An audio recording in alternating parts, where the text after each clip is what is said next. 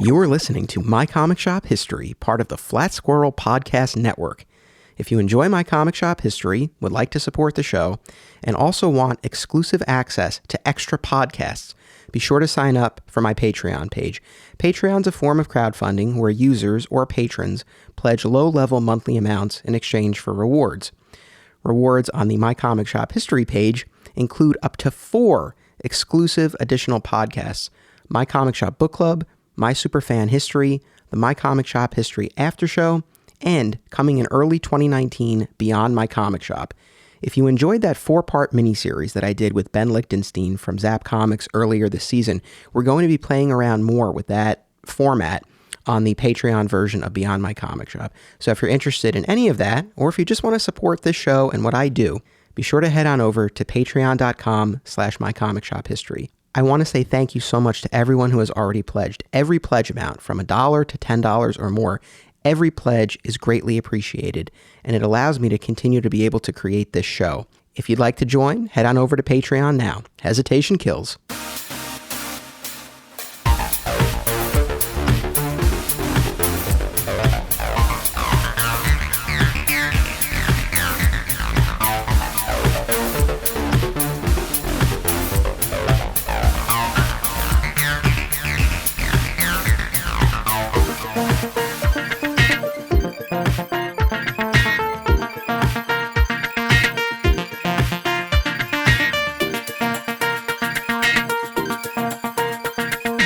Welcome to My Comic Shop History. I am your host, Anthony Desiato. I am recording on location in Montclair, New Jersey at Eastside Mags with store owner Jeff Beck. We are going to discuss conventions from the perspective of the retailer. Jeff, welcome to the show. Hey, how's it going? Great, man. I'm so happy to be here.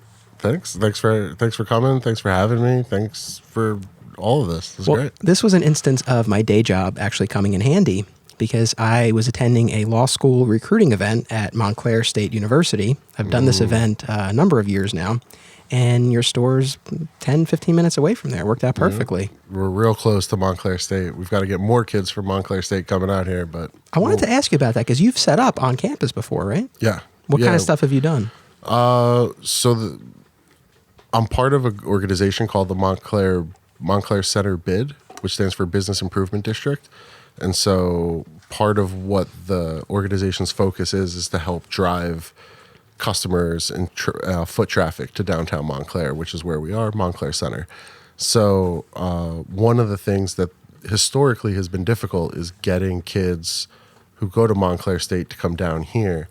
And so one of the other local shop owners had organized with Montclair State a little bit of an event outside the student center where a bunch of different Montclair businesses set up tables, and you could sell things, you could just advertise your business. So I brought out just, I don't know, a measly dozen dollar boxes of comics, and handed out flyers, free pens that I had left over from last year's Halloween Comic Fest, and just kind of let students know that we were here and we're not that far and they should come down and check us out. And what kind of response did you get? Did any of them end up coming in?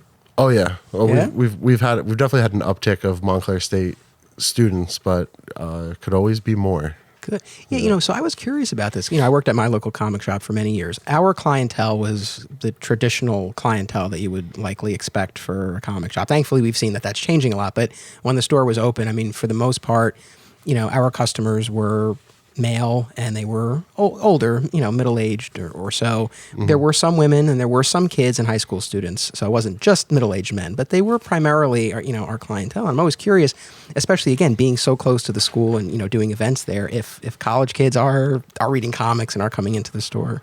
College kids, yeah. I definitely think that they're still reading comics. Our foot traffic consists more of the typical comic book store stuff. A lot of young professionals who live in Montclair because of the ease of public transportation to get into the city or to get to other places, and also a lot of families. So there's also, there's like 3 different schools, at least elementary or middle schools within walking distance from the shop. Lots of families. You see all these storefronts around here, but it's literally like another block over from here.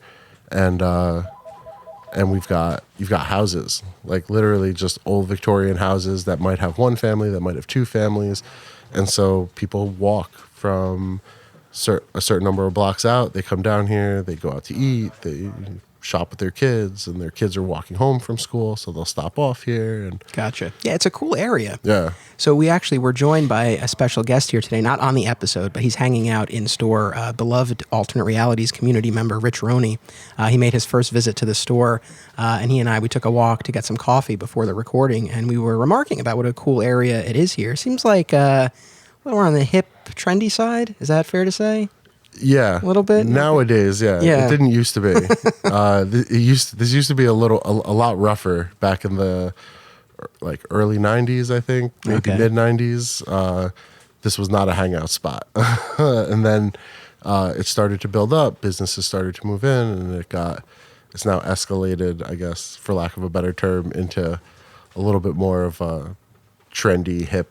Yeah, that was kind of the sense. Downtown area. Yeah, I was getting. I also want to thank you, for having me here to do the recording today in store and on a Wednesday, no less. Yeah. Because I know that's the big day for stores. And again, the store where I worked, the owner would have never. He wouldn't even take phone calls on a Wednesday. So I appreciate you doing this. Oh, I mean, I can't not take phone calls like that.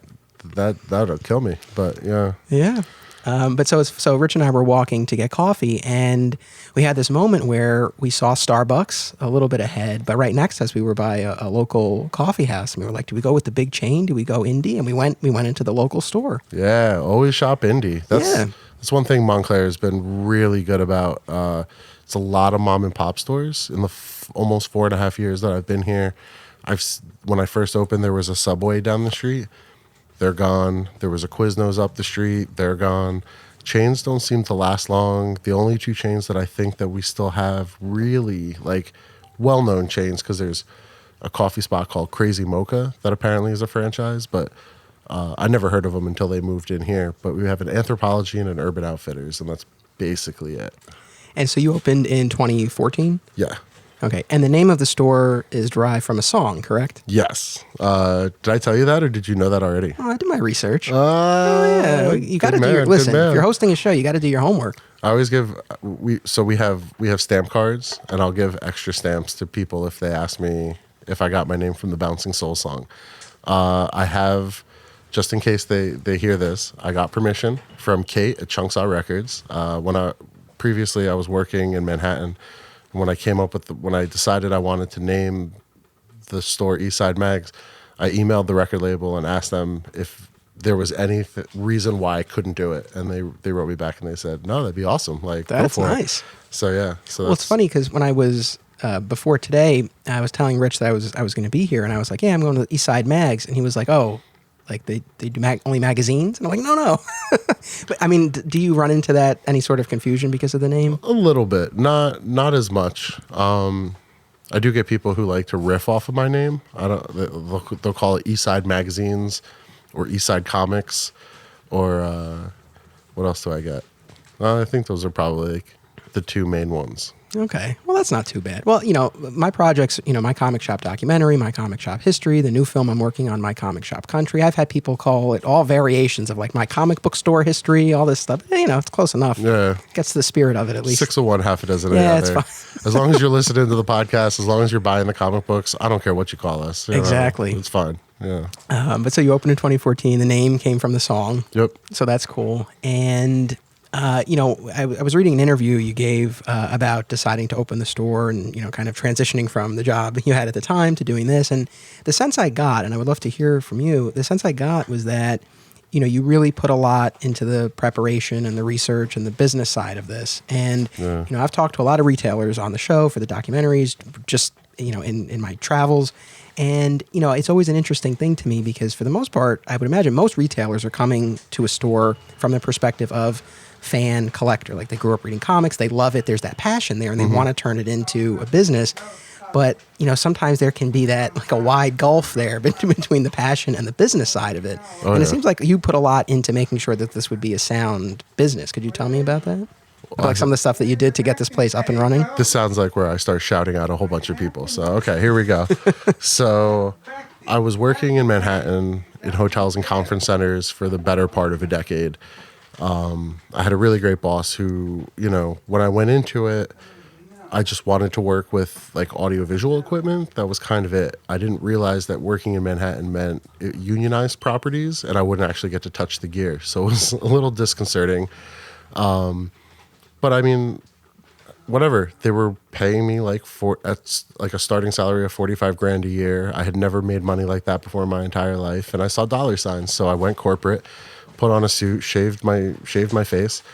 And that was me for the better part of a decade. But I had a boss who was really cool and had an open door policy about reading a P&L statement and how to manage a business and control expenses and stuff like that. So I learned a ton from him, and his name was Nick Cox. He still is kind of in and out of the industry working for different companies. Right now, he's actually back to working for the company we both worked at when we met.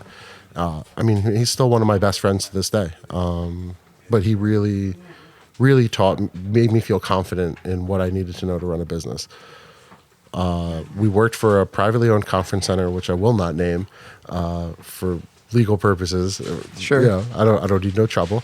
And but his departure from that company didn't go as well as we thought it would. I followed voluntarily about a month after, but I had spent the previous 2.5 years planning out, everything. I mean, what I would need in terms of fixtures, what I would need to spend, going to different websites and mapping it all out financially and how much money I would need. Because in the beginning, the goal was to get a small business loan from the SBA, the Small Business Administration government program.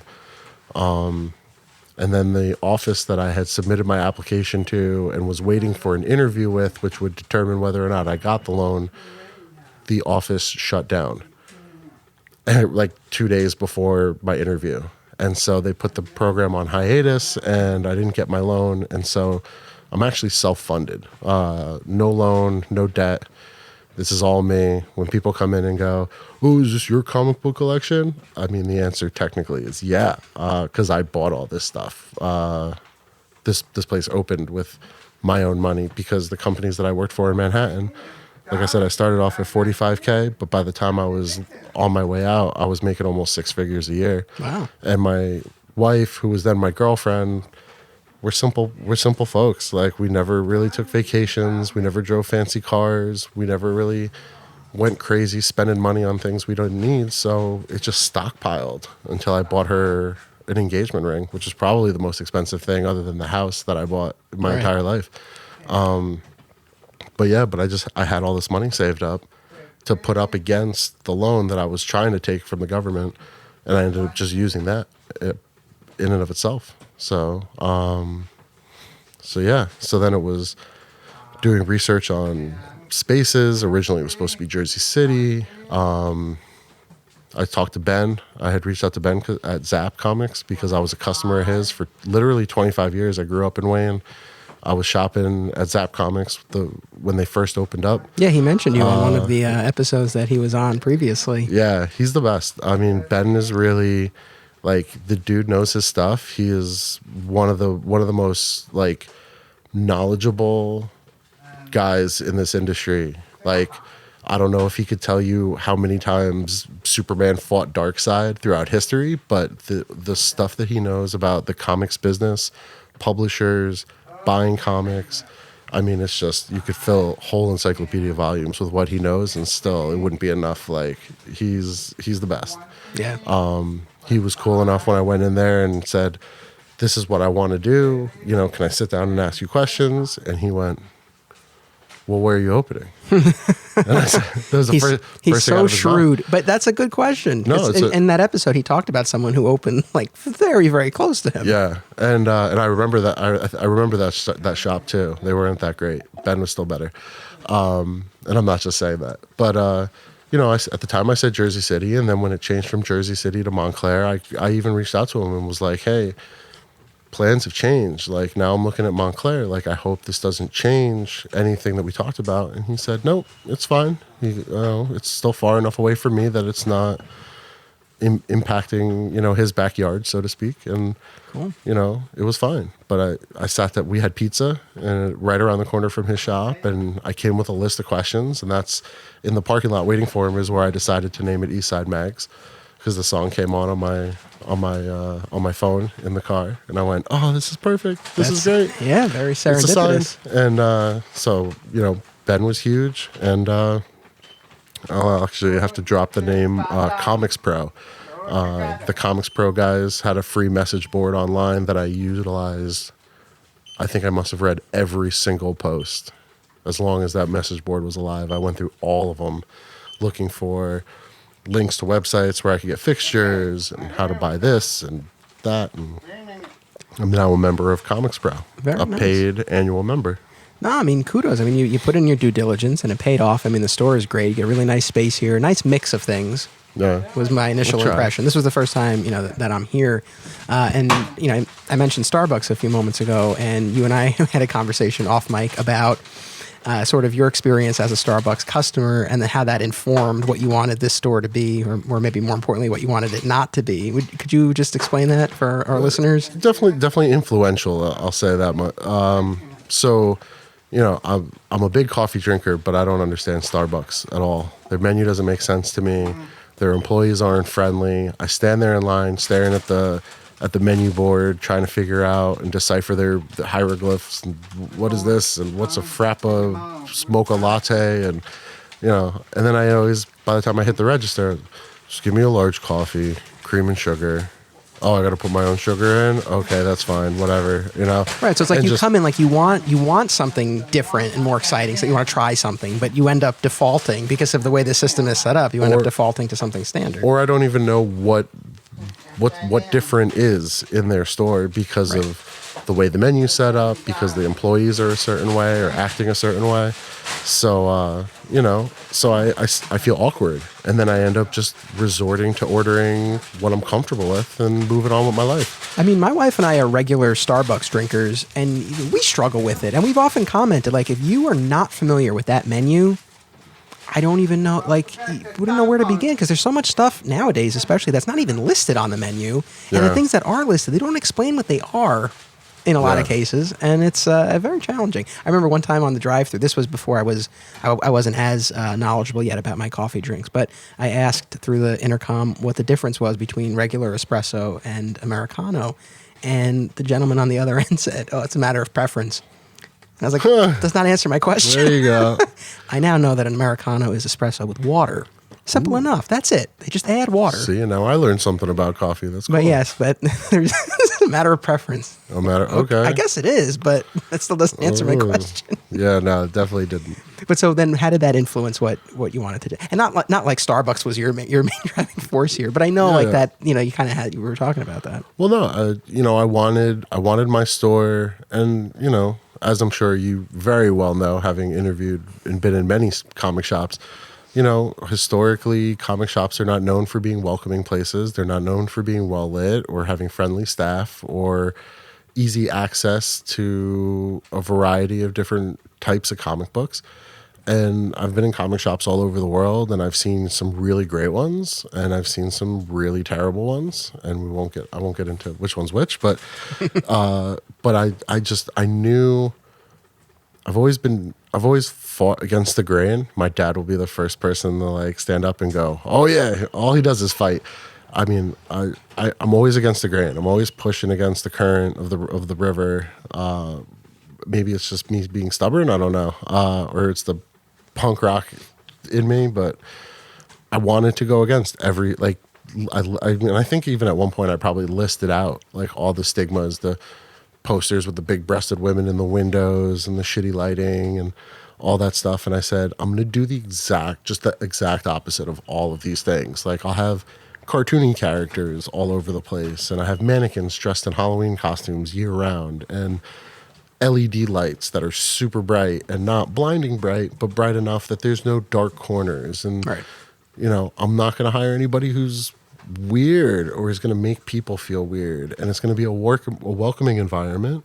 And we have an all ages section that's massive comparatively to a lot of other comic book stores I've been in, where parents can bring their kids in and feel comfortable, like letting their kid walk around by themselves and not be worried about some big smelly dude like hawking over their kid like, what are you looking for? That's weird. And now that I have a kid, I know exactly how weird that really is. And I just wanted to go against all that stuff, and I wanted it to be welcoming. I wanted to be the shop where new readers can come to check out different stuff and feel comfortable and confident, and not walk in and go, oh, I don't understand all this, so I guess I'll just buy a Spider-Man and walk out like I do with my coffee in Starbucks. Like, right. I wanted to get people into comics, genuinely into it. Very cool. I mean, we could do a whole episode just talking about your comic shop history and the store itself. But, our theme this season on the podcast is conventions. And, I've been speaking to all the different kinds of players who are involved on the convention scene, from organizers to press to creators to cosplayers. And I, of course, had to do an episode with the retailer. And so I want to hear about East Side Mag's con presence generally. But specifically, I really want to talk about this Clifton Comic Book Expo.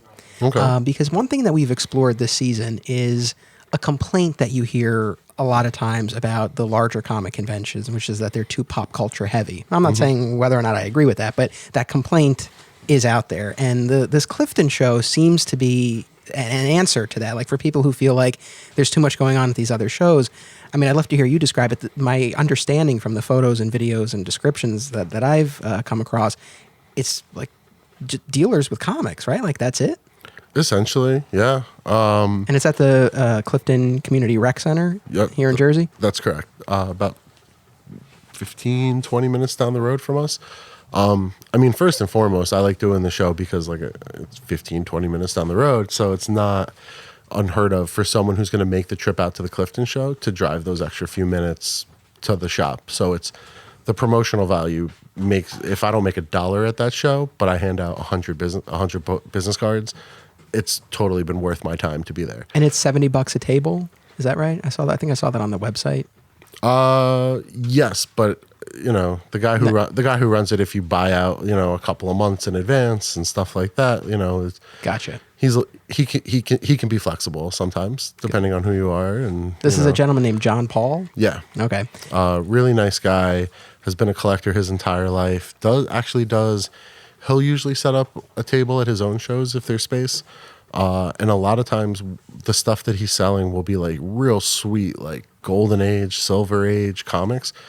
But he'll be selling them on behalf of it might be like a widow who just lost her husband and it's her husband's collection. And he's selling it and taking a fraction of a percentage of commission from her. But all the money is basically going to her to help pay for bills or whatever. And he does, it's like charity work that he does, and he does it a lot. Oh, that's nice. A ton of time, so, he's just a really nice dude. No, I mean, it sounds like it. So, all right, so $70, but again, maybe you get a deal if you've been doing it a bunch. Free admission for attendees. I saw that now they're charging a $5 early bird fee for people who want to get there ahead of time. Yeah. Or is that not even really enforced? It's probably not the best. Let's see. Do I say it? I'm going to say it because I don't care. I call them the vultures. Usually the vultures come and pick at the remains, right? But right, yeah. But yeah, not in the comic book world. The vultures come first, and it happens all the time at conventions when it's the second you get the lids off your boxes on the table, it's like these dudes just swarm in mass, like 5, 6 at a time. And just start ripping apart your boxes and digging through stuff, trying to look for all the good stuff before, when you do, and every show has them. There's no show that I've ever done, set up a table out, that's been exempt from this. I mean, East Coast Comic Con, Garden State Comic Fest, Clifton shows, everywhere. They're always there. And it's either other dealers who want to try to catch something or find something that maybe they think they can flip later that day or that weekend, or it's the collectors who want to try to just get first cracks at everything. So, so John Paul, because it's free admission all day, these guys were coming in super early. They'd help move a couple of tables or chairs around, but then they'd be picking through the boxes and getting all the good stuff. And John Paul, who's like me, very customer focused, very value added focused, said, you know what, like enough is enough. Like if these guys want to come in early, let them pay $5. And he felt like $5 is total is a small enough amount of money, but a significant enough amount of money that, you know, if he gets 10 people, that's $50 that he got back. And those 10 people can come in and they can pick through all the best stuff and they get first cracks at all the vendors and stuff like that. And it's cool. But if they want to be super stingy and not pay the $5 and, you know, why are you going to charge me $5? You know, okay, well then you get to come in with everybody else, but you shop with everybody else. And fair is fair. And so he charges a $5 early admission fee, which I don't disagree with because like I said, those guys are on your boxes. The second those lids come off, man, like that's always the last thing I do too. Now it shows is take the lids off the boxes because these guys, it's like, whoom, and they're just there. And you're like, oh my God, like I didn't even turn my tablet on. I didn't plug in my credit card reader. And already you've got a stack of like 30 comics there. Like what happened? Yeah, it's pretty hardcore. Yeah, some collectors don't mess around, man. They're legit. I know. This is a monthly show? Yes, with the exception for July and August, because the rec center that he holds it in does like a summer program for kids. And and they don't want to flip the room back and forth, I think. So, yeah. And you do this, do you do it every month? I pay for every month. Oh, okay. Sometimes, I'm 4.5 years in and I'm still fine-tuning my processes on getting my schedule straight.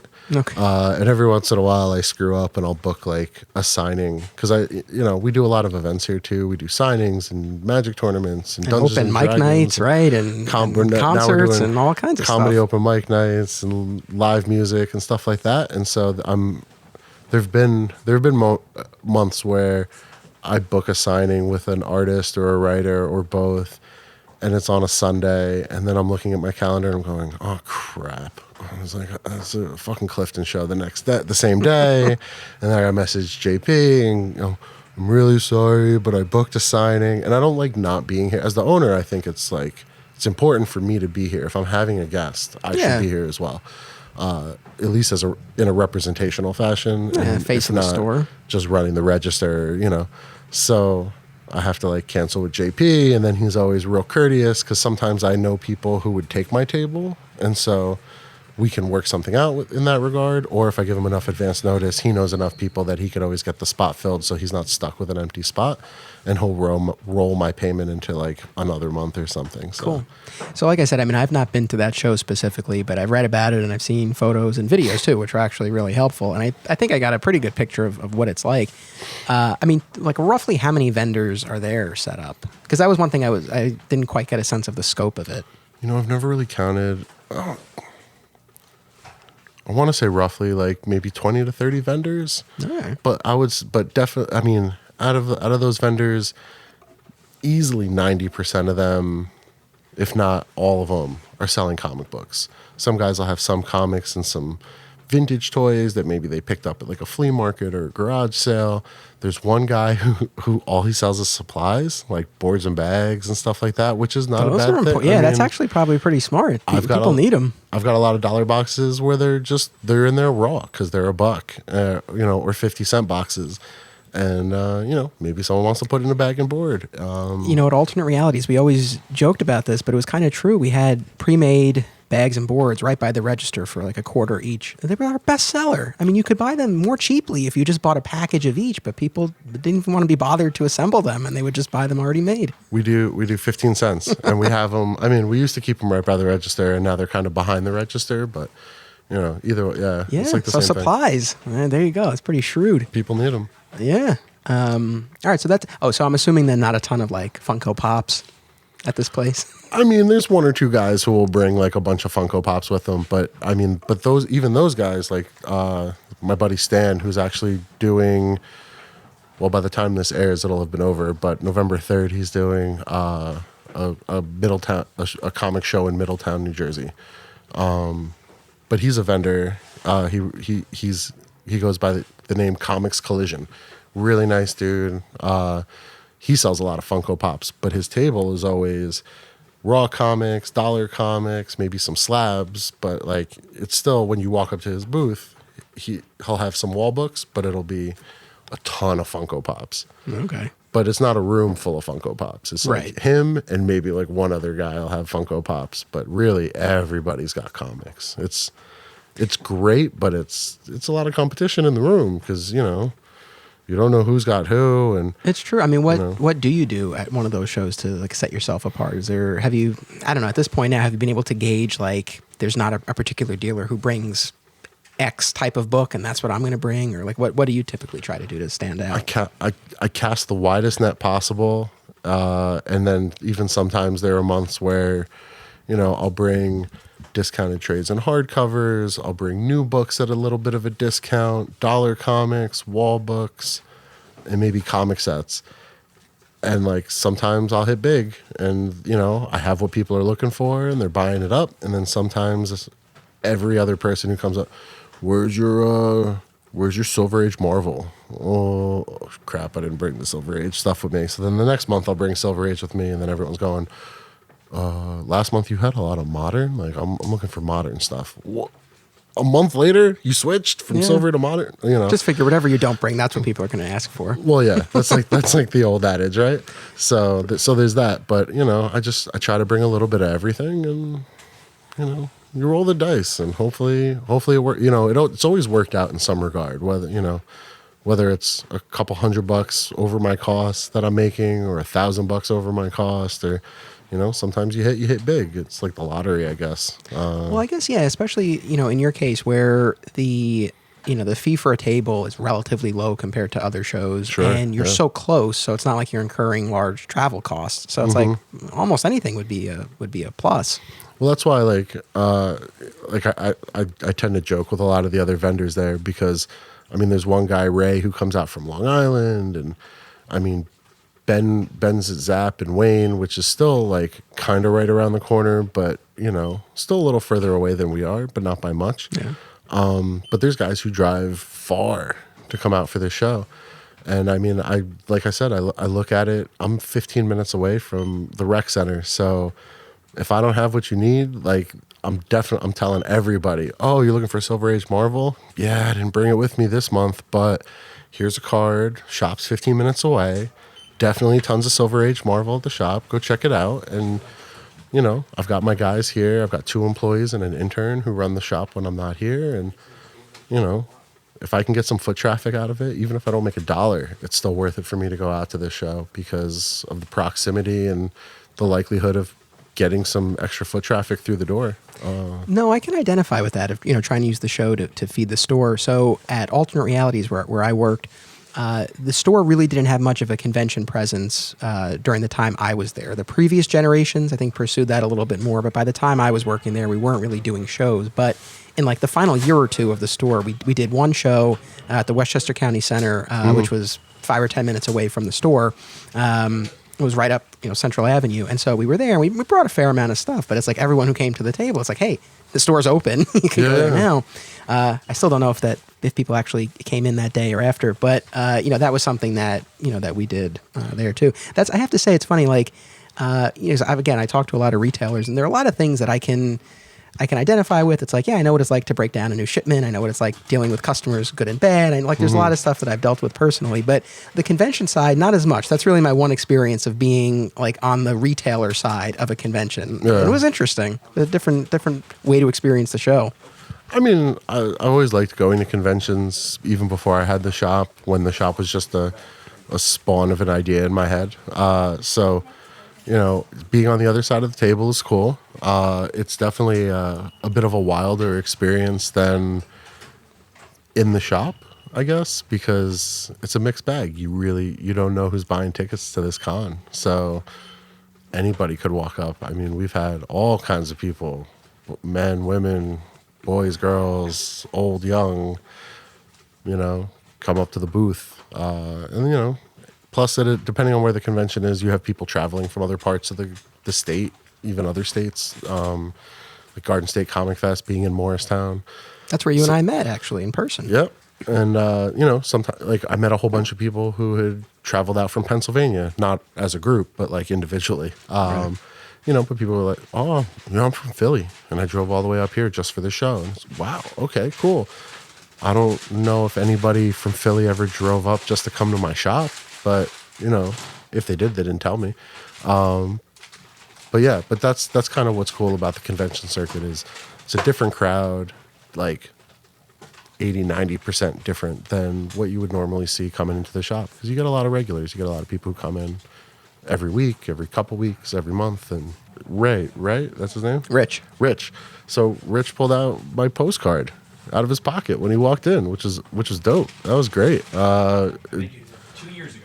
I did. That was one postcard I didn't waste money on printing because he held on to it for like 2 years. He said he's fairly confident it's been 2 years, and he had it in his pocket. That's awesome. Yeah. Well, you know, it's fun. So this brings up something I was going to get to a little bit later, because it's kind of like a big picture question, but something that I was thinking about because, you know, again, I've spent a lot of time in stores, and I think I have a good sense of like what a store can do in terms of allowing people to share their interests and passion, and, you know, an environment, again, if it's a good store where you feel welcomed, and you can express yourself and friendships are formed and all that stuff.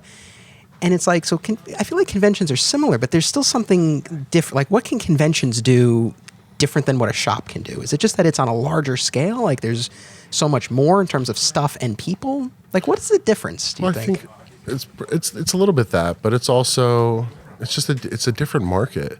I mean, you know, I tell a lot of people, you know, like Zap. I'll keep using Zap as an example. Like Zap. Oh, they're gonna love all this free promotion here. I don't know if I want to promote anybody else though. All right, we'll throw in to Anthony at Dewey's. So you know, Dewey's Comics is not even close to here. It's probably a solid 30-minute drive, easy. So nobody around here is really going out to Dewey's. But the one thing that I have found works really well for us in Montclair are like indie books. Image, Dark Horse, Action Lab, you know, a little bit more of the off-the-cuff stuff. And I might not sell as many copies of Batman as Zap does or Dewey's does. I'm not even going to say Midtown, because Midtown sells more than any of us. But I mean, did you go to New York Comic Con? Yeah. Yeah. I mean, their space on the floor was massive. You could get lost in just their footprint. Like, it's crazy how big their booth space is. Yeah, I mean, it's as big as some stores. So, I mean, even though Zap's got 2 locations compared to everybody else I know, we'll still keep Zap in the running because they still have that like small store feel. But like, those guys might sell twice as many Batman books as I do, but I truly believe that with some of like the more indie titles, I spank both those guys with number of copies sold, and it's market. It's not anything I'm doing differently than they are. It's just I reside in a town that's very indie. It's a lot of, like I said, it's a lot of mom and pop stores. The people in this town and in this area love to shop local. They're very focused on that because a lot of their neighbors have small businesses, whether it be storefronts or online or whatever. And so they're coming in and they're going, yeah, you know, I read a lot of Batman and X-Men when I was a kid, but I'm really looking for something different. So I probably sell more Dark Arc or Aftershocks books or Image books or random Dark Horse stuff, just because that's the market I'm in. So, you know, I'm not going to buy maybe 150 copies of Batman because I'm not going to sell through 150 copies. Maybe Zap does, and that's great, because at the end of the day, we're all still making money, and it's just maybe their clientele likes the superhero stuff more, but my clientele definitely, like, they'll pick up X-Men and Spider-Man and Batman, but they're also, you know, they're buying up Hellboy. They're buying up, you know, Dead Rabbit was a good seller for us, Dark Arc, Wicked and Divine. I mean, stuff like that. That's good. I think, you know, not to get too off track, but I mean, I feel like that's where the opportunities for growth are in this industry, is with stuff like that. And with, you know, waking people up to the fact that, you know, comics are a medium, and within them, you know, or within that medium, there's so many different genres, and it's just like, you know, music or movies or TV. It's like there's probably something that you like. It's not just the superhero stuff. And that's a big thing for me too. Is, you know, and I think it's a big thing for people who want to get into comics, is letting them know that there's something out there for everybody. It's not all Superman, Batman, Spider-Man, and Hulk. Like, and those books are great and they sell well, but, you know, there's also a ton of stuff out there that sci-fi, westerns, there's a ton of stuff that deals with a ton of other things that isn't just Batman punching Joker in the face. Right. And one of the best moments that I think I had in the store was a mom came in with her kid and was helping them find stuff for the kid, and she made this like, I don't think she was trying to be mean, and I think I kind of took it as like a challenge when she said it. But she was like, well, I don't read comics because I'm not really into it. And I looked at her, and one of the things I always pride us on, and my employees have done a fantastic job of backing me up on this, is recommendations. Reading enough different stuff that maybe I don't have a recommendation for you, but Chris will, Ariel, my other employee, will, and they're great at that. And so I said to her, like, well, what kind of stuff are you into? And we have a couple of questions that we ask people, to try to gauge what their interests are. Because if I don't know what you like, all I'm doing is throwing stuff at a wall to see what sticks, and I could do that all day and not find anything. So we asked a couple of questions, and she went, oh, well, one of my favorite movies is Devil Wears Prada. And I went, oh, there's a comic for that. And she was like, there's a Devil Wears Prada comic? And I went, no, but it's called Snot Girl, and it's about a fashionista who has a blog. Her jaw hit the ground. She looked at it. She flipped through it. She loved the art. She was like, who writes it? And I said, it's the same guy who did Scott Pilgrim. And she was just, her head exploded. And she bought the first trade. And I mean... That's it, man. That's what more could you ask for? I listened to what she had to say. I knew enough about my product that I could find something that worked for her. And, and now you got a comic fan out of it. Another new reader. Like, knock one up for East Side Mags. Yeah. And, I love to hear stuff like that. Even if she doesn't come back here, as long as she's still reading, like, that's all that matters. Yeah, that's another reader. Rising tide lifts all ships. Yep. So take me back to this Clifton show. Not to harp on it, but it's so interesting to me because I mean, again, so it really seems to be like this old school style of convention that you used to hear about from decades ago, where it was like just dealers and comics. Yeah. Right. So I mean, I guess for you personally, whether and the answer might be different whether you're talking about as a fan or as a dealer, but I mean, generally speaking, which type of show? And I know you do both, but like, which type do you tend to enjoy more? Like, what style of show? Any show that gets me out of the store for a day or a weekend. Not that I don't like being in the shop, but I mean, I don't know. Well, you're here a lot, I'm sure, so it's a little change of pace. When I was working the usual 9-to-5 grind, I was also playing music, and one of my favorite things about playing music was going on tour, whether it was 2 weeks or 2 days. Like, is that how you got to explore so many comic shops? Yeah. Partially. Maybe we'll talk about that in the after show if you're cool with it. That would be fun to talk about the travels. Oh God! See, so you got to sign up for the Patreon now, listeners, because you want to hear this about these travels. Oh, so many tour stories. It's not even funny. But do you have a music podcast? We could fill an hour with that too. That I don't. Ooh, good for that's better for everybody, I think. No, but like, I don't know, just. I mean, I use the old 5x9 enclosed trailer that my band used to use when we went on tour, stuff like that. Just getting in the car and driving to a location, not knowing who you're going to see, and then sometimes you go to a show and there's big name artists or writers who, they're like right there. And yeah, when you attend a con, you might be waiting in line to meet someone like Neil Adams or Tom King or something like that. But then sometimes you go to a convention, when you're tabling at it, you're there before the crowd gets in. Like, you see these guys coming back from getting a breakfast sandwich at the snack bar, or coming back from the bathroom, or just drinking their cup of coffee, sitting there like trying to get themselves psyched up and energetic because they know the crowd's coming through in like 30 minutes. So they're like getting their booth together. And it's like, if they're cool, you can get 5 minutes of FaceTime with like a big name artist or writer and just say hi, and tell them how much you appreciate their work. And I don't know, maybe I'm like the worst retailer in the world, but I'm not like signature obsessed. I'm not like, oh my God, I'm doing Garden State Comic Fest and Neil Adams is here. Let me dig out every Batman book he ever worked on and maybe he'll sign it, before the show starts. Like, that's not me. I've never been that way. I wasn't that way as a collector, and I collected for over 25 years, and I just wanted to know how Batman was going to get out of it the next week. Right. Like, I just wanted to know where the story's going. But, like, to be able to, like, wake up in the morning, get in the car, drive to a different location, get a cup of coffee, see everybody setting up their tables, and smell what the room smells like when it's full of comics. And Before it's full of all the convention goers. Before it's full of con crud and the unwashed masses. And people sneezing on your dollar boxes, and you're going, oh, mark that guy, tag him, he's patient 0. Everybody's getting sick now.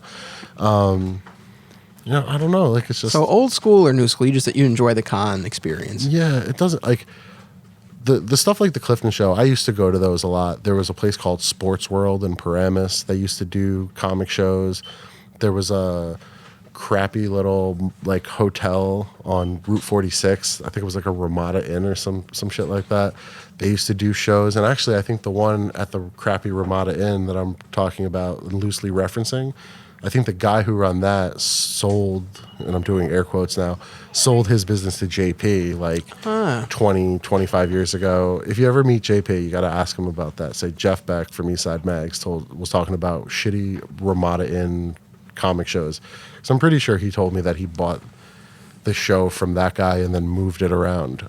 He is someone I'd be interested to talk to. I mean, this season's winding down. This is our penultimate installment. But maybe at some point in the future, I try to track down John Paul for something like this. He's a good guy to talk to about conventions for sure. But yeah, I always like those where it's just a room full of people with boxes, and boxes under the table, boxes on the table, and just a ton of people, and I mean a ton of people, just digging, trying to find that one part of a Batman miniseries that they just never owned, or fill this run, or get this book that's their holy grail, and that's a term that gets tossed around a lot. The grail. This is my holy grail. Yeah. This is, Spider-Man number 50 or, something, and it's cool. And that's also where you meet a lot of people who have that experience, who find that book for a price that they're comfortable paying, because a lot of times guys in stores can be a little stodgy and not want to buck or bend on their pricing. And I mean, not to say that we're totally flexible on our pricing and stuff like that, but you don't get that, oh man, I've been looking for this book for like 12 years and I've never found a copy that I can afford. But you seem to come across that at cons like 4 or 5 times a day, which is exponentially more than we get here in the shop. So it's interesting. It's cool. And there's a sense of fulfillment you get when you're looking at somebody who's scored that comic at the price that they're happy with. And, you've just fucking made their day. Like, yeah. No, it's win-win. Good feelings all around. It's cool. I was doing some research just on Facebook, and this wasn't your event page, but it was another New Jersey store. They created an event for their attendance at the Clifton Show. And in the description, they wrote, no lines, cosplayers, panels, or people who don't care about comics. So I'm curious, what is the atmosphere typically like at this Clifton Show, and what type of attendees are we talking about? Do families come? Do you have kids, or is it more? Yeah. There's I would say about 10%, maybe 15% families.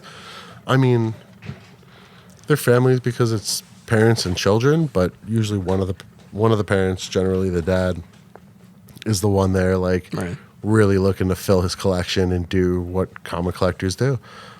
He brings the kids along because he knows enough that there's comics out there for kids.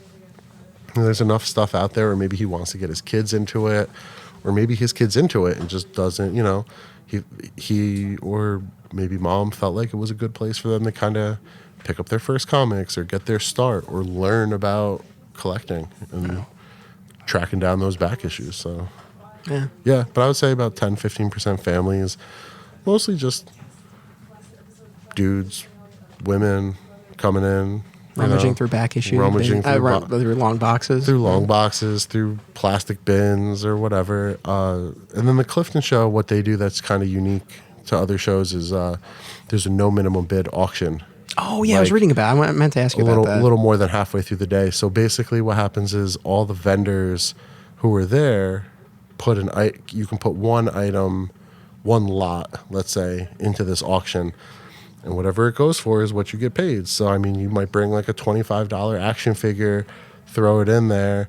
you might only get $6 for it, but you might get $30 for it because it's an auction. So JP stands there at like, I want to say 1 o'clock.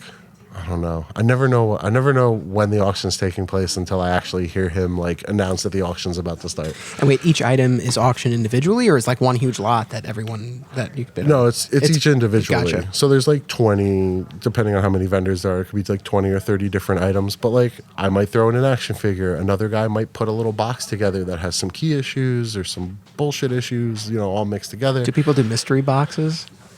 No, or any kind of mystery no. lot? That'd be interesting. I don't know if JP would do a mystery box. Okay. Because that could get dicey. Because it sits on a table in the middle of the room, and so as you're walking around the show, you can go over to the table and you can take a look at the stuff, and you can see, like, there's one guy who always puts in like a small cardboard box with like maybe 30 to 50 comics in it, and half of them might be minor key issues, and like out of that other half, you might have a couple that are like major keys, and then the rest are just like filler issues.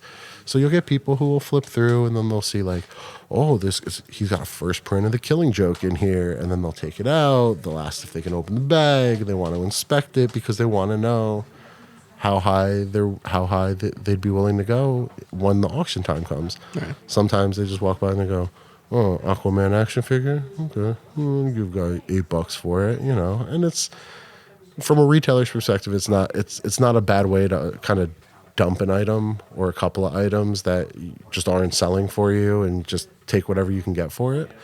Sometimes it's a good way to make a couple extra bucks and a little extra profit on the side. So cool.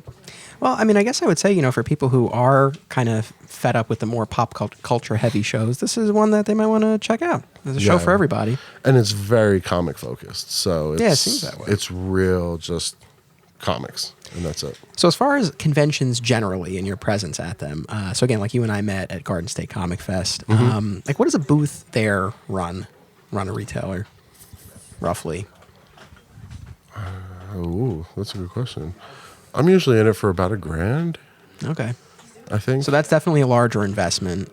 But I get like 2 booths, and it's an end cap, and it's a little bit of a premium. There's a little bit of a premium attached to it. Yeah, because I'm at the point now where the bigger booths are in my price range and worth the time and effort for me to load, a couple of dozen extra long boxes into the old trailer and drag it out there and get a couple of my friends on board for the weekend to help me load in and load out and buy another hand truck and stuff like that. So when I first started out, I'd get like 1 booth, and I don't even remember what one like inline hidden booth costs, but yeah, usually I'm in it for about $1,000, I think. All right. So at that point, give or take. Yeah. So in terms of then like that cost benefit analysis and what you're trying to get out of the show, I mean, I'm assuming for a show like that, it goes beyond like trying to feed people into the stores. Like you're looking to sell more at the convention itself, something like that, right? For sure. I mean, we do have an online store, yeah, we have an online store, and you never know. I mean, maybe people are willing to take the drive out to Montclair from wherever it is they are to come check out the shop. It's brand building. It's building a name for yourself. It's getting your face in front of people, and being able to meet people like you and meet other collectors, because you never know who's willing to get into a car and drive an hour, 2 hours to come to your shop because you just made that kind of a good impression, and they like you, they like your stuff, and can unload some stock maybe that you've had here for a while that your regular customers have seen all the time, and now you can bring in front of new people. Well, yeah, and that brings us back to market where, maybe my discounted new books, if it's $2.99 cover and I'm selling it for $2, maybe someone's going, oh, so it's not a huge discount, but at least it's, they feel like they're getting enough of a discount that maybe they'll get into DC Rebirth or whatever Marvel's calling their new shit now, all new, all different, all stupid, Marvel brand X, whatever. Who can keep track? It's been like 20 volumes of Spider-Man in the last 3 years. So I know. But any particularly memorable interactions or people you've dealt with at these shows that stand out? Howard Chaykin is just an angry dude. He's fantastic, but he's so, I mean, he will not take it easy on anybody. Like, you walk up to Howard Chaykin at his booth, and the curse words are flying, and he is just like, there's nobody in the industry, I'm convinced, who's more real than Howard. And he'll cut it to you exactly like it is. Doesn't even care. He doesn't care if you buy his book or not. He's just gonna keep writing them, and that's it. Someone will buy them. If it's not you, it'll be somebody else. But he is very blunt, very straightforward. He was cool. I mean, we do a lot of events here in the shop, and we host a lot of artists and writers.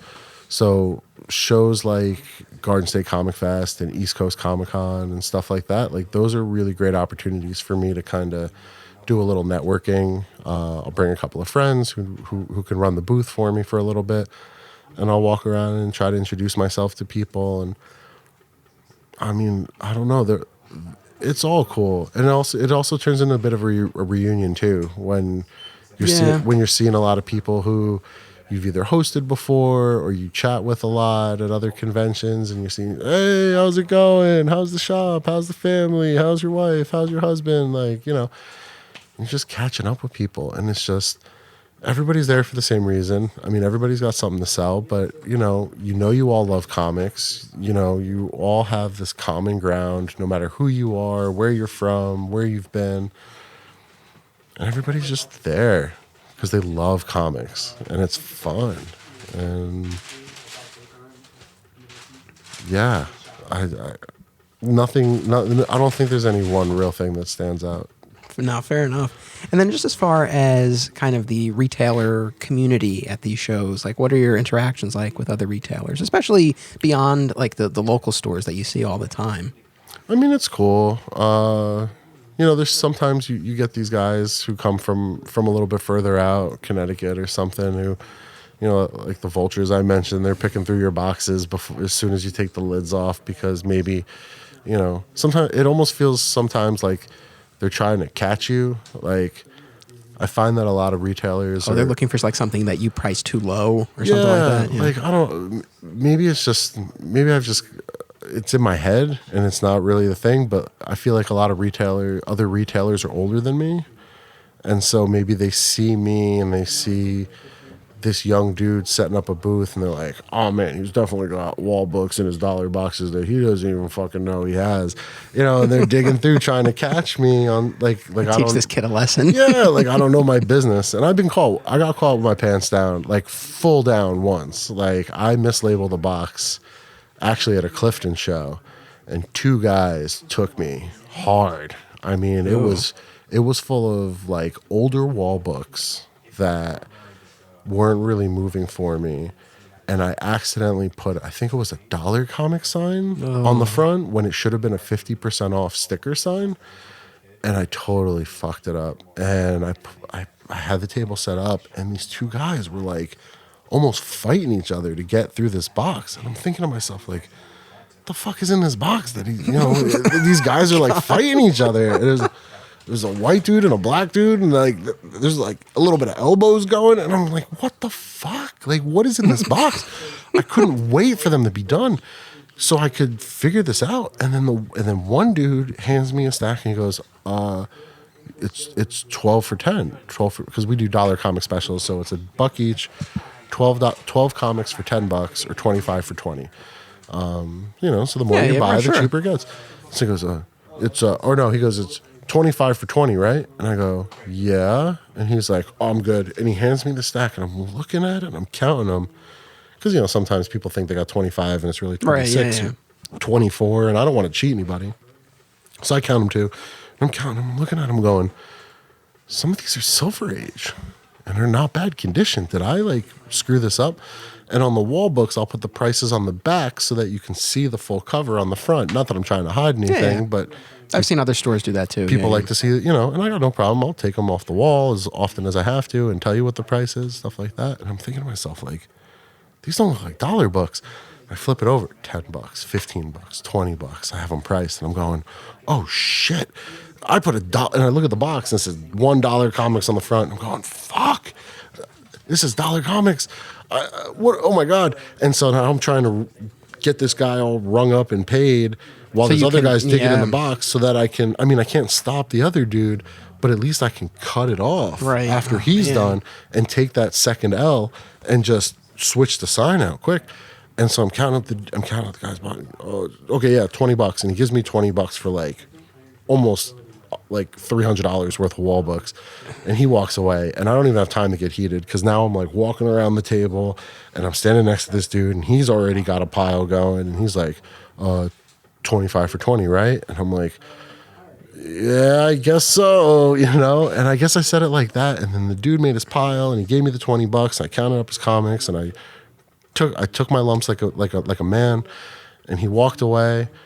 And I immediately changed the sign, but the second dude came up to me later because I guess he really heard the way I said it to him, that he realized, I think, or maybe somebody else said something to him, because I knew a couple people at the show, and I kind of casually mentioned that, like, I fucked up labeling the box.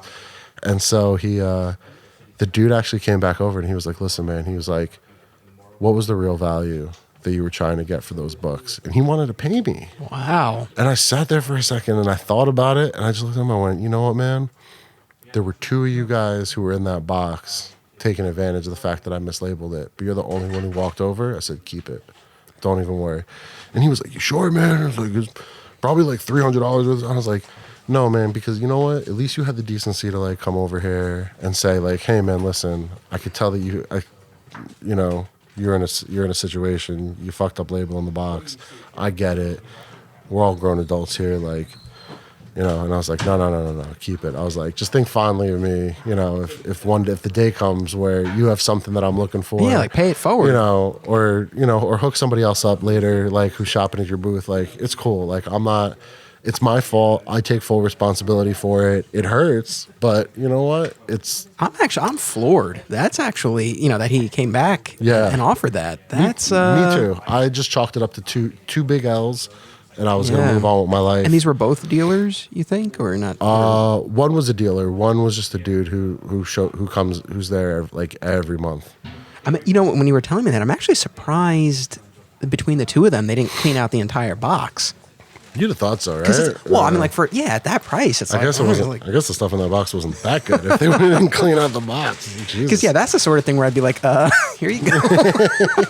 How many you got in here? 200 comics times 20. Okay. Oh, man. Yeah. Any other stories like that? Thankfully, no. Good. That's the only I fucked up labeling a box story that I have. Do you use cons to acquire new stuff for your store, or like vintage stuff for your store? In the beginning, I did that a lot, especially with wall books. And the Clifton show is good with that too, because once you get to know the other dealers, at the end of the day, when everybody's kind of packing up their stuff, some guys don't mind lightening their load a little bit, making a couple extra bucks, and some guys, they're just cool. Ben's like that. There's this guy Gary. There's this new guy Matt. There's Mike Williams is a dude who I set up next to like every Clifton show, and we joke and take shots at each other and have a good time and fight over who's buying who coffee in the morning. Oh, last month you bought it. No, man, last month you bought it. It's on me this time. And like, Nice. We go back and forth. But yeah, at the end of the day, like if I'm packing up and Mike's packing up next to me, and I'll look at Mike and I'll go, hey man, what's up with Detective 27? And he'll be like, I'm not cutting you a deal on the Detective 27, but you need a killing joke? I got a killing joke. Okay, what can you do me on the killing joke? Oh, I sold it to you for this. Okay, yeah. And they know I'm trying to flip it, so they know what their cost is. And if they have flexibility, like Ben has been from Zap has been cool with that since day one. I mean, when I opened up, he sold me a back stock that was thorough and a ton of boxes. But with his, with their warehouse stock, I mean, you could fill up multiple stores. Very true. It wasn't like he didn't have the stock to sell me, that's for sure.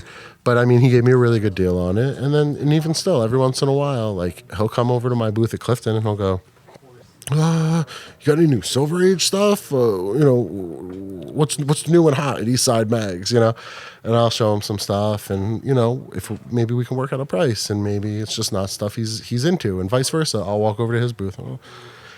Hey, if you don't sell that ASM 300 by the end of the day, what are the chances that you got 5 more back in your warehouse, and you can sell me this one for a good price? And he'll go, oh, I'm sure we could work something out. Come see me after the show, and if it's still there, he'll hook me up.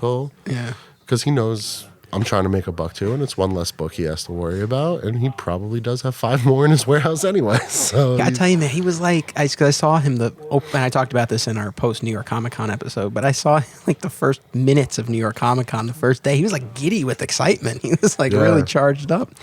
So what's the farthest you've gone to set up at a show? Or is it primarily these local Jersey shows that you're doing? I did a show on Long Island once, which was terrible. It was just not. And it wasn't the show's fault. It was it was at Nassau Coliseum, and the security at Nassau Coliseum was just awful.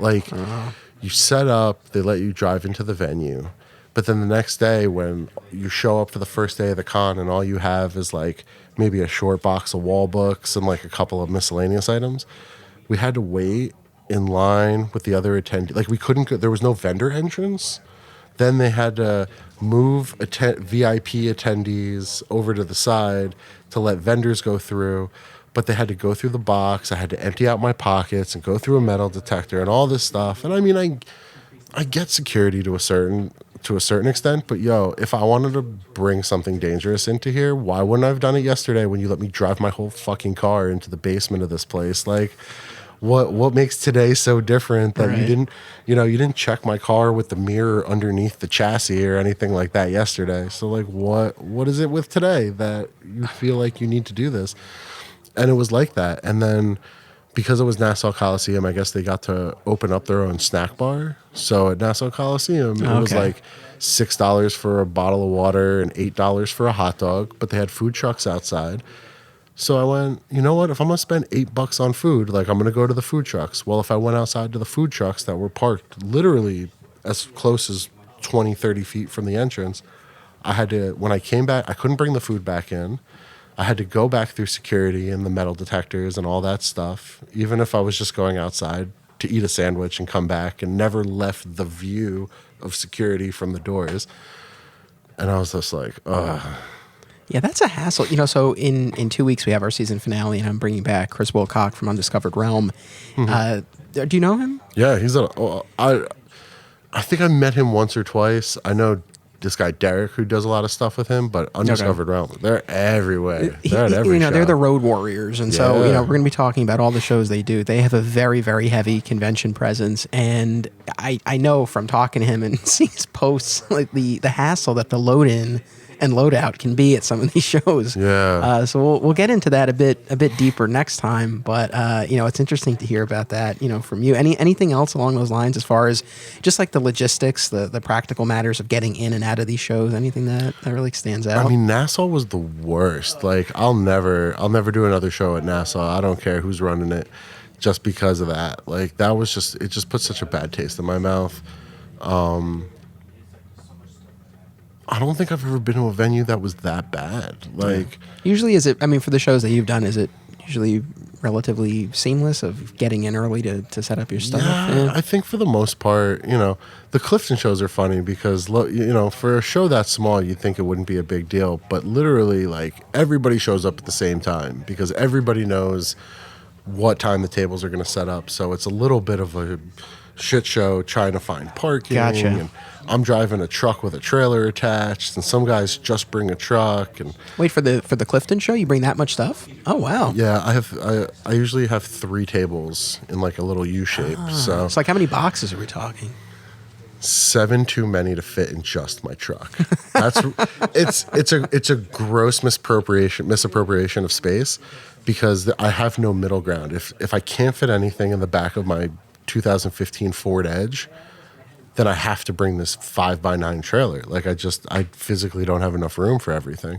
And so because I have 3 tables, I need a whole, I think it's 9 long boxes fit on a table. and like 7 of them I can't get in my car. Gotcha. So unless I have this huge gap in my table space, I have to bring the trailer. It's a total pain in the ass, but whatever. It is what it is. Yeah. Unless I buy a bigger car, which is not an option. Can't afford it. It's funny as we're talking. Something caught my eye behind us. You have prints by a pair of prints by artist Greg Schiegel. Yeah, good eye. Good friend of mine and a past guest on the show. Yeah, I know Greg real well. And Greg listens, so you say hello to Greg. He'll hear this. Greg has a podcast too. He does. Stuff said. Greg never interviewed me though on his podcast. He never interviewed me either. Oh, Greg, if you're listening, man, I know 2 guys who would love to be on this podcast. I mean, I've had Greg on my show multiple times. I'm just saying. See, I don't have a podcast, so I can't make that claim. But yeah, I think Greg needs to have Jeff and Anthony on his show. Yeah, that'd be cool. And calling him out here. I totally do it. But and actually, Greg. So I met Greg through his friend Brian Smith, who draws and writes comics. Because Brian used to live right in town. Brian was the first artist I ever met before I even opened my doors. When this room was just no fixtures on the wall, just filled to the brim with long boxes, and me and my friend Howie pricing out comics and trying to figure out what's back issue worthy and what's wall worthy. We had a knock on the door. We had paper up in the windows, and we opened it up, and it was Brian Smith, but I didn't know it was Brian Smith at the time. And he had longer hair, and he had this crazy look in his eye. And he's like, "What are you guys doing in here?" It's going to be a comic book store. And he was so excited. "Oh my God, that's great. Oh my God, that's exactly what this town needs is a comic book." And I was like, "Who is this crazy dude?" Like, I have no idea. And then he came in a couple days after I opened, and he was like, "Oh, good, you're open." And he introduced himself, and I went, "Wait, did you work on this? This SpongeBob has your name on it, and this stuff of legend, and and he was like, "Yeah," and I got this book called The Intrepid Scapegoat, and through Brian was really how I started making connections to other artists and writers who lived in the New York City metropolitan area. And Greg was one of them, and Greg's super cool, man. Yeah, He's Greg's a real nice guy. So I just saw Greg in October at there was this literary festival at the Westport Library in Connecticut, and Greg was set up there as one of the authors, and I moderated a panel with Paul Kupperberg, novelist Rob Hart, and an Image Comics writer named Sebastian Gerner. Nice. So it was a fun day, and it was cool to be able to do the panel. But I saw him there. So yeah, even though he hasn't had us as guests on his show, we'll play. He's got stuff said. He also started now a new YouTube video series called Stuff Sketched, where he films himself sketching and he talks about what he's drawing. So that's some cool stuff. Good. I haven't seen Greg in a while. I just saw Brian and Jacob. Jacob Chabot. Is that how you say his name? Chabot. I'm not positive. Jacob. I just call him Jacob. I saw Brian and Jacob at New York Comic Con, and they're always a good pair to hang out with. And then I like to think of Greg as like the third part of their Three Musketeers, with Chris Trusso.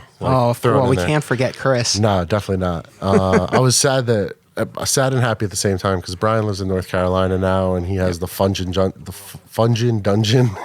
Yeah, their studio. Yeah, I've been there. Yeah? Yeah. Oh man, I haven't made it down there. I want to. It's cool. So I for both the podcast and the documentary, I went down to Greensboro to record and film with Acme Comics. Oh yeah, and their studio is like less minutes away. Yeah. And I actually recorded a Kickstarter exclusive episode of the podcast with Chris, nice. Which was a lot of fun. So yeah, the space is cool. Cool. Yeah, Chris. We were lucky enough to have Chris here once or twice before he moved down there. So we got our Chris fix in.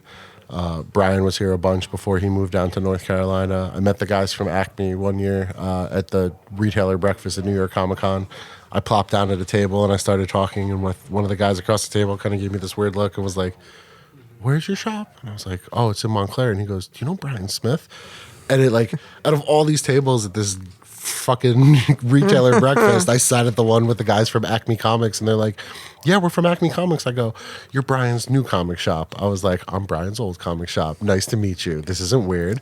This is totally cool." And I was like, "Can I have Brian back now?" And they were like, "No." And I was like, "Okay, let's go listen to the publishers talk about new stuff." Speaking of that, so so I went to the retailer breakfast this year. Oh, did you? And I talked about it in that episode, so I won't rehash the whole thing for people who listen to that. But my impression of it was it was really hard to stay awake. Yeah. It was It's boring. It's bullshit. I'll fucking say it. Yeah, Like, what's your- yeah. It's bullshit. Because, and I tell people all the time, and I think this year is like the year that I finally pull the trigger and just say I fucking had it, is because they don't give us anything information-wise that's worthwhile. Yes. All they're doing at this breakfast in October is reading to us stuff they're going to submit to the Previews magazine in December for stuff coming out in February. Yep. And that's it. Because anything that they say to us at that retailer breakfast, my customers who get the Previews catalog are going to find it out in December anyway. And all the stuff that's in December is stuff coming out in February. They don't tell us anything worthwhile. Like Valiant. Valiant is the only publisher that I will give credit to because at least they're fucking entertaining, man. They got up there this year. You saw that glass cover shit? Yeah. Oh, you were there? Yeah. Oh, okay. I made it there. I missed. Well, first of all, the breakfast part is bullshit because it's like prison eggs and rubbery bacon. Okay. I feel like a convict. Like I feel like after I'm done eating my eggs, I need to take my plastic fork and stab the biggest guy in the room, like just to prove my dominance. Like it's stupid. Like it's just I'm especially laughing because I know you didn't hear the episode, but that was exactly how Steve, the former owner of Alternate Realities, who I went with, that's how he described it as prison eggs. Prison eggs. I didn't think they were that bad because he They're runny. lowered my expectations so much. You know that stuff was powdered before they started cooking it, right? It's powdered eggs. But I guess my expectations were so low that I'm like, it's not that bad. I don't know. But now I'm outnumbered here. So we've had it described as prison eggs multiple times now. the pastries they can't fuck up because they just order them from offsite and ship them in. And coffee, I mean, it's beans and water. It's hard to fuck that up. I like the coffee. But the eggs and the bacon and the sausages and I don't know. Shit's gross. I'll eat it. Don't get me wrong. Like you'll see me next year and you'll be like, oh, you were talking shit about those eggs, and I'll go, yeah, but they're still eggs. I'll eat it, whatever. But yeah, I missed the prison eggs and the rubber bacon. All right, I know because it's fun because I was looking around that room and I was like to see if I knew anyone. I would have recognized you. So I didn't. All right, so that explains. Oh that. no, I ran late because I had to drop my little guy off at daycare, and this is the first time I've ever had a little guy to do that with. So I just made it like 5-7 minutes before the presentation started. So I literally just grabbed like a seat kind of towards the back of the room, only to find out that they were going to call off the rows starting at the front of the room for the swag because all I wanted was to get my stuff and get out of there. Yeah. But, although that ended up being a mess anyway because they... Well, yeah. Yeah, and then everyone was just like... Because we're retailers and nobody gives a shit. And they're going to go, we're going to do this in an orderly fashion. And all the other retailers go, fuck you. We're just going to get up and go out. But no, those Valiant guys, man. This dude, Adam Freeman, who used to be the sales rep for Valiant, he was always super entertaining. And the dude, Matt, who has the job now, used to be a guy I had, and I used to have direct contact with him for Valiant stuff. And he was always super nice to me, always treated me right. And then when I found out he got the job, I was like, okay, that's cool. And I actually posted, I tagged Adam, the previous sales guy for Valiant, in the post, and I said, you've trained your Padawan well. He's got the humor. He put his cell phone number up on the screen for everybody. Yeah, he made a big down. point of that. Yeah, you know, and I respect Valiant because, you know what, their books may not sell the best across the board, but damn it, man, those guys are coming up with new things that people haven't thought of, or new spins on stuff that people have thought of. I heard Adam Freeman talk about how they were bringing foil covers back because they found a warehouse in Canada that had housed all the old Jim Lee Image Wildcats foil that they used to use in the 90s.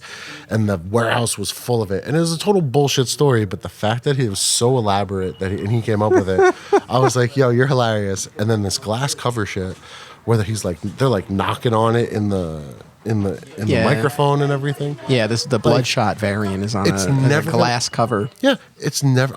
I'm doing the Livewire one. We're gonna have a signing with Vita Ayala. I'm still we're finalizing the last bit of details, but I'm gonna buy 250 fully returnable copies of Livewire #1 just to get that glass cover. We're gonna bring Vita in. We're gonna do a signing with Valiant on like a Thursday in like the afternoon. But it's going to be dope, and it's going to be a great time because Vita's a super nice chick. Like, she's great to hang out with. And I think the book's going to be great. I haven't gotten to read the preview yet, but I have full confidence in it. And those guys are just out there just trying to stand out, and they're doing it, and they're just doing different things than the other publishers are.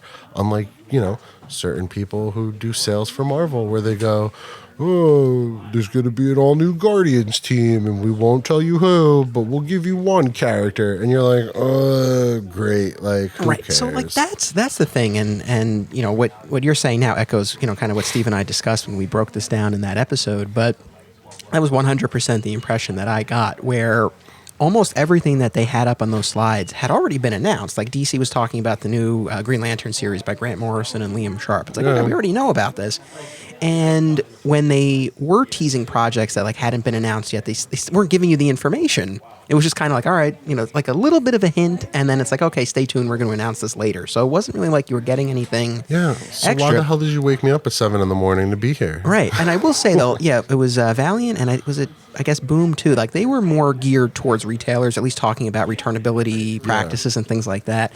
The glass cover thing was interesting to me, the fact that, it's this 1 in 250, but those two, like, it's returnable, so you could order enough to get the variant and then send back what you don't sell. And you get the maximum discount. Yeah, so that's pretty good. That's awesome. Yeah, them and Boom are very retailer focused, and I give those guys a lot of credit because they're the two companies. And if you catch them at the right con in the right mood, because I saw them present almost back to back in Baltimore one time. And it was almost like they were taking shots at each other without being like fully open about it. But you could tell like the way one presentation went, and then when the other one went up to give their presentation, they were kind of like trying to juke the first one. And it was kind of funny. But they're just both like super, super retailer focused. They get that they don't have Batman, they don't have Spider-Man, they don't have any of these big name characters that are almost guaranteed to sell. So you're essentially, as a retailer, taking a risk by stocking Giant Days or Lumberjanes or Black Badge. Like, no one's ever heard of these.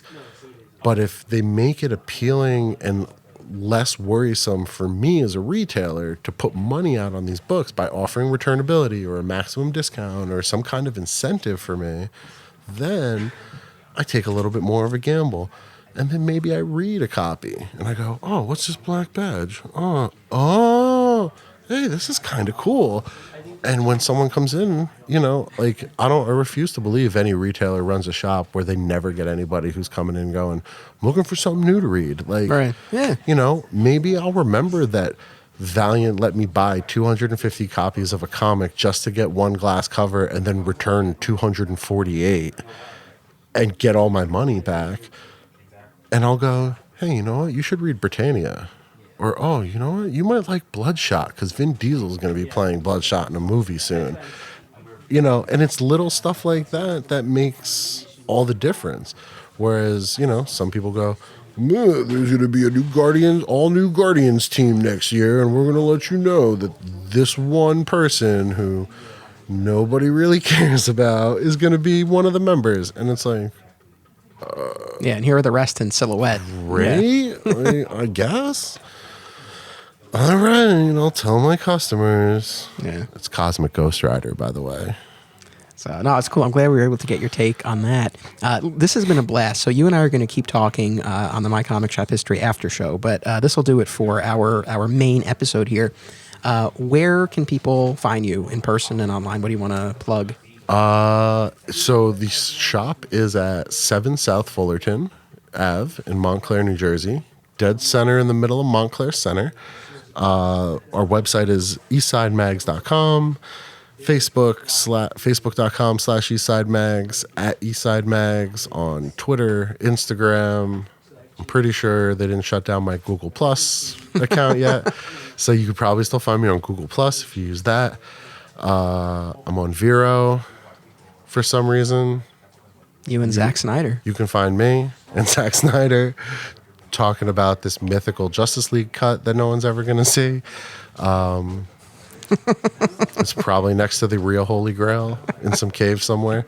I mean, I don't want to get into it. But No, let it. I want to see it. Let it out. I'm with you. I want to see it, and I know there are conflicting reports about like whether it actually exists. And I agree. I'm sure some cut of his is out there, but how finished it is and how watchable it is, just in terms of the effects, I don't know. I feel like we're more likely to find out who actually shot JFK than we are to ever see the Zack Snyder cut of Justice League. I know. Just saying. But it's like, even if you just look at the original trailers, like there's so much stuff that didn't make it into the final cut, and they only had those 2 quick little deleted scenes on the Blu-ray. I just want Darkseid. I just want to fucking see Darkseid in a live action movie, like, because it's so fucking hard to get Darkseid. Darkseid with the Omega beams and so good. Would have been so good. I know. I'm so upset. Anyway. I'm with you on this. But yeah, so social media, Eastside Mags, Google us, tweet at us, Facebook us, like us, review us, tell us what we're doing right, tell us what we're doing wrong. I'm waiting for the results. We've won 3. There's a local magazine called Suburban Essex Magazine. We've won 3 years in a row. I'm waiting to find out if this being the first year that I didn't take out an advertisement didn't buy me an award. If I interesting. Maybe I won't win an award because I didn't give them ad revenue this year. So we'll find out. But hopefully 4 years in a row. But yeah, right here in Montclair, New Jersey, man. We're right in dead heart in the center, and cool. And we're online. Well, thank you so much for being part of this episode. Thanks for having me, man. Appreciate it. No, my pleasure. Thank you to everyone for tuning in. Be sure to head on over to the My Comic Shop History Patreon page to hear Jeff and I keep talking for the after show. And then come back here in 2 weeks for the season finale of My Comic Shop History. Until then, don't be a flat squirrel. This episode is brought to you in part by our friends at Undiscovered Realm, your go-to spot for gaming and Funko Pops. Find them online at undiscoveredrealm.com, at comic conventions across the country, and at their storefront in White Plains, New York. I am excited to announce that Chris Wilcock, owner of Undiscovered Realm, will be my guest in 2 weeks for the My Comic Shop History season finale. Be sure to tune in.